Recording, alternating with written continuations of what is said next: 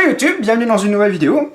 Aujourd'hui, je vais présenter des fausses cartouches, une sélection de fausses cartouches. Il y a peu de temps, j'ai fait une commande sur Impulse 101 et j'ai eu envie de tester un petit peu les fausses cartouches qui étaient vendues sur le site. Donc j'ai fait une petite sélection.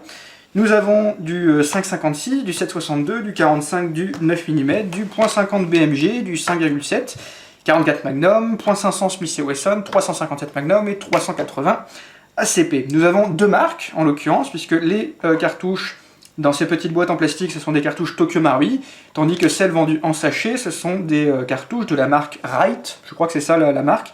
En tout cas, c'est ce qui est marqué en gros sur l'emballage. Right Accessory Parts.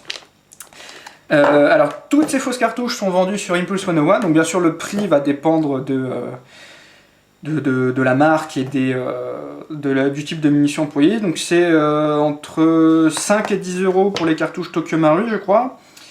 Et pour les autres cartouches, ça dépend. Donc, comme vous pouvez le constater, elles sont vendues dans des sets. Là par exemple, ce sont les 44 Magnum.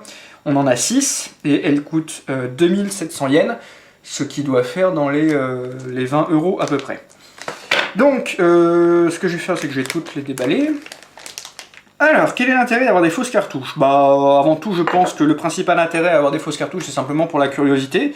C'est se rendre compte un petit peu à quoi ça ressemble une cartouche.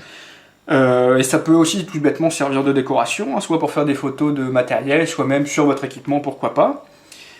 Je suppose que vous serez nombreux à trouver que ces cartouches coûtent relativement cher, donc il faut garder certaines choses à l'esprit.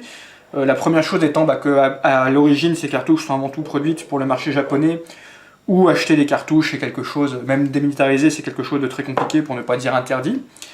Par ailleurs, et ça il faut le garder à l'esprit également, c'est que même chez nous, au final, l'achat et la possession de cartouches dites démilitarisées, c'est à ma connaissance quelque chose de très borderline au niveau de la législation. De tête, je ne saurais pas vous dire exactement comment ça se passe, mais souvent, par exemple, on voit des cartouches avec un trou sur le côté de l'étui, qui montre bien que l'étui a été vidé en poudre. Alors, manifestement, ça rend la cartouche inerte de procéder ainsi, mais est-ce que ça les rend pour autant légales à posséder, hein, la loi n'étant pas toujours quelque chose qui fait appel au bon sens, je ne suis pas tout à fait certain. Donc ces fausses cartouches sont certes plus chères, mais au moins elles sont totalement légales. Par ailleurs, j'ai également pu constater que des fois les cartouches dites démilitarisées n'étaient pas toujours en très très bon état. Donc quitte à avoir quelque chose de joli, on peut tout aussi bien investir dans ce genre de cartouches qui, elles au moins, sont vraiment magnifiques. Donc pour les examiner d'un petit peu plus près, ici nous avons l'énorme cartouche de .50, et fais le focus, s'il te plaît caméra, voilà. L'énorme cartouche de .50 BMG pour Browning Machine Gun, donc ça c'est la cartouche qu'on trouve dans les barrettes notamment, c'est vraiment énorme, ça a la taille d'un feutre pour tableau Velleda, en gros c'est vraiment immense, hein, quand on la compare ne serait-ce qu'à la cartouche de 7,62 qui elle pourtant est un assez gros calibre également, on voit que c'est vraiment pas la même catégorie. Hein. Donc la cartouche de 7,62 la voici. Alors un petit détail à propos des cartouches Tokyo Marui, par rapport aux cartouches White qui sortent de leur sachet, les cartouches Tokyo Marui, ça fait quelques mois que je les avais exposées à l'extérieur, donc elles se sont un petit peu ternies, hein, ce qui explique leur couleur un peu caractéristique. Lorsque je les ai sorties de leur boîte, elles étaient aussi brillantes que les autres. Donc ça c'est une cartouche de 7,62 par 51. Donc voilà l'ogive, qui encore une fois a été un peu ternie à cause de l'exposition, l'étui, de l'amorce derrière, enfin la fausse amorce manifestement. Ici nous avons le 5,7 qui est la munition du P90 notamment. Donc ici j'ai un chargeur de P90 Tokyo Marui et là donc la fausse cartouche, on peut voir que ça paraît assez cohérent, n'est-ce pas?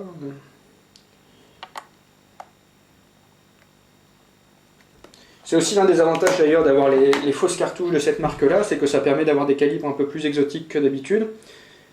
Parce que pour trouver des cartouches démilitarisées de 5,7, je suis pas certain que ce soit facile.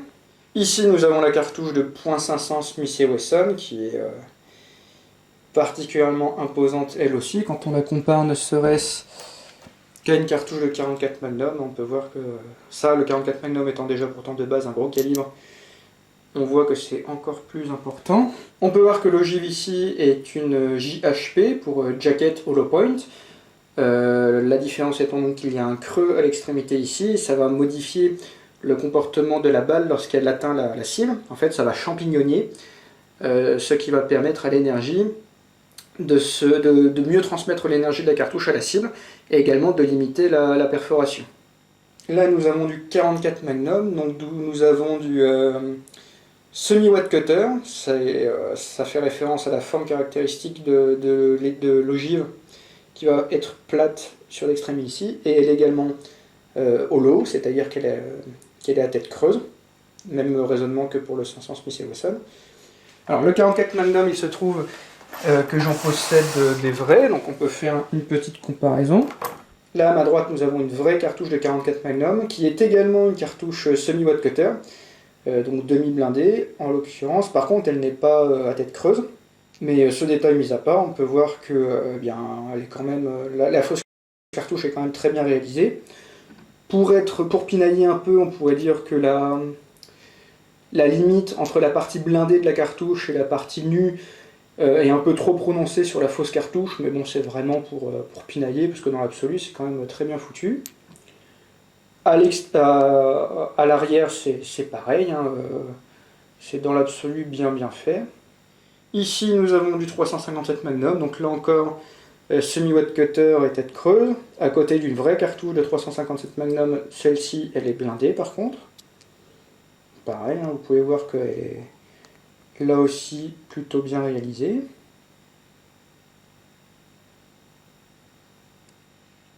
Ici le 9 mm, donc là à gauche nous avons la fausse cartouche Tokyo Marui, à droite une vraie cartouche.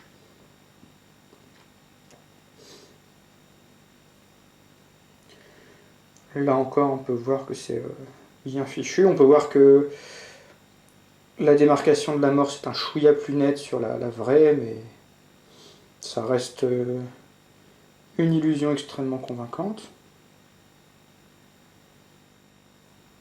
Le 45 ACP.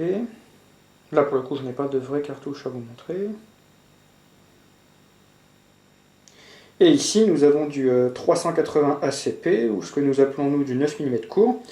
Et comme son nom l'indique, c'est tout simplement une cartouche de 9 mm mais en plus court. On peut voir que le diamètre est le même, mais ce qui va changer c'est la longueur. Et le 380 ACP, c'est typiquement utilisé dans les petits pistolets, comme par exemple le Walther PPK, qui a notamment été chambré dans cette cartouche. Il y a peu, Glock a sorti le Glock 42, qui est un Glock en calibre 380 ACP, une munition qui est appréciée par ceux qui ne sont pas forcément très à l'aise avec les armes de poing de gros calibre. Ça en fait des armes qui sont plus faciles à maîtriser que les armes de 9 mm, au prix d'une puissance moins importante, bien évidemment.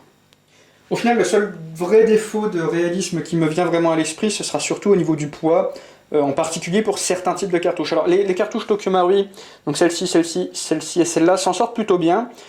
En revanche, pour certaines cartouches de la marque Rite, c'est pas terrible. Je pense en particulier aux cartouches de 44 Magnum. Quand je prends une vraie cartouche en comparaison, il n'y a pas photo. Je sens bien que la vraie cartouche est quand même autrement plus lourde. Allez, fais le focus. Je sens bien que la vraie cartouche est quand même autrement plus lourde que la fausse. Alors je ne dispose pas de balance susceptible de vous montrer un résultat précis pour ce genre de choses malheureusement. Mais voilà, pour le 44 Magnum c'est trop léger, clairement. Pour le 500 Smith & Wesson c'est beaucoup trop léger, parce que ça devrait être d'autant plus lourd, mais ça ne l'est pas.